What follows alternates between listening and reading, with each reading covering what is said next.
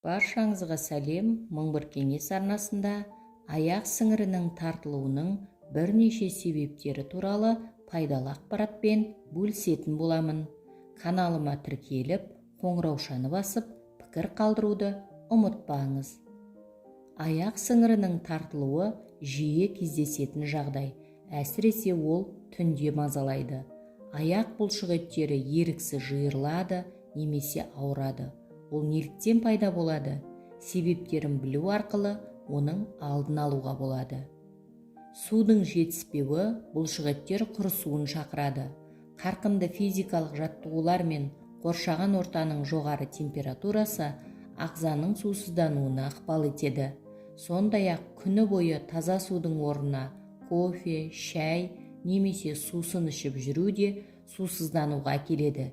Егер аяқ сіңірі түйілуінің себебі ағзаның сусыздануында болса, күніне 8 стакан су ішу қажет.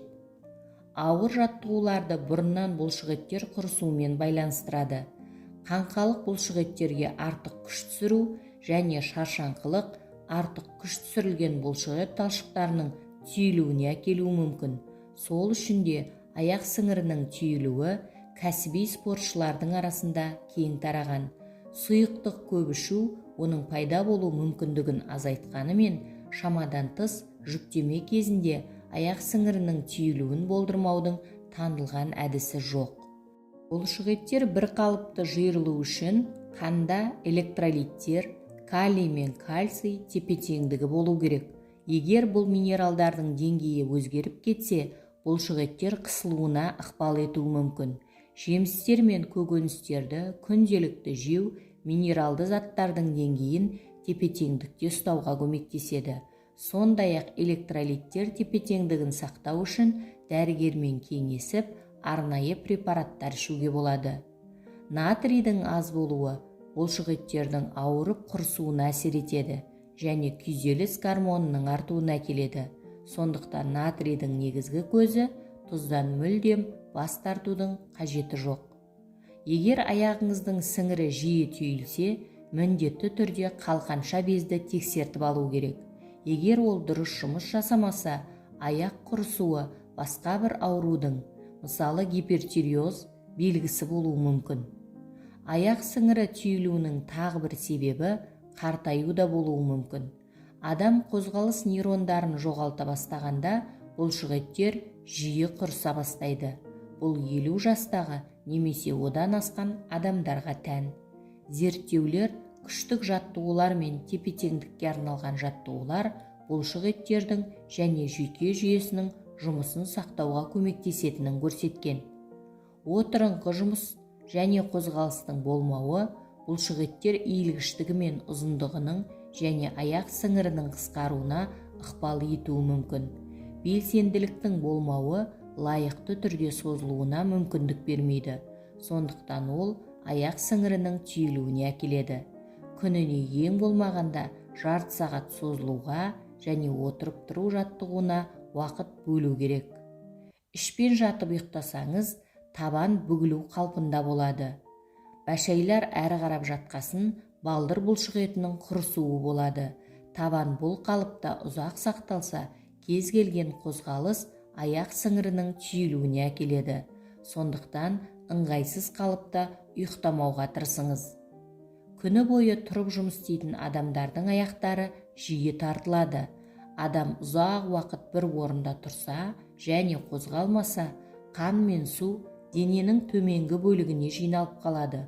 Ол сұйықтықтың теңсіздігіне, сондай-ақ бұлшықеттер мен сіңірлердің қысқаруына әкелуі мүмкін. Сондықтан көп уақытыңызды екі аяқта өткізетін болсаңыз, міндетті түрде қозғалуға тырысыңыз. Мысалы, аяқтың ұшымен тұрып, қайта жерге түсу.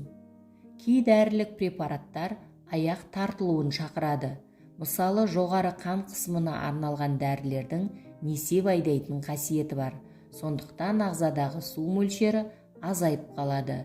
Демікпе кезінде ішетін дәрілерді ұзақ уақыт бойы ішсе, түнде аяқ сіңірінің түйілуіне әкеледі.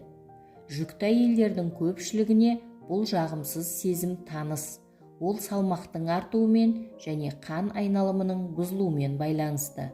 Сондай-ақ жүкті әйелдің ағзасына магний мен В6 дәрумені жетіспесе де аяқ сіңірі тартылуы мүмкін. Диабет, гипертония, артрит, неврологиялық аурулар және депрессия секілді созылмалы аурулардың себебінен де аяқ сіңірінің түйілуі болады. Оның себебі кейде сол ауруларды емдеу үшін ішкен дәрілерге байланысты, ал басқа жағдайларда жүйке жүйелері жұмысының бұзылуы ықпал етеді. Аяқ тартылған кезде бақайларыңызды жаймен өзіңізге қарай тартып, артынша аяғыңызды бос ұстаңыз.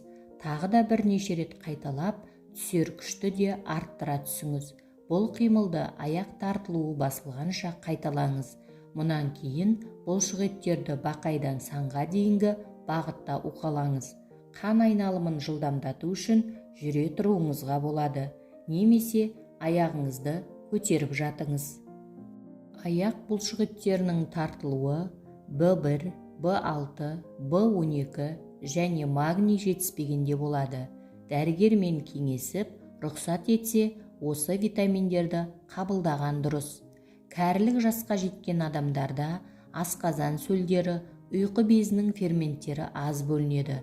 Сондықтан ішкен тамақтың сіңімділігі нашарлайды және көптеген ішкі секреция бездерінің қызметі бәсеңдеп, гормондар да аз бөлінеді. Сондықтан мүмкіндік болса, осы витаминдерді шаншу арқылы алған дұрыс. Кәрі кісілерге мүмкіндігінше жеңіл сіңетін тамақтар дайындап берген дұрыс.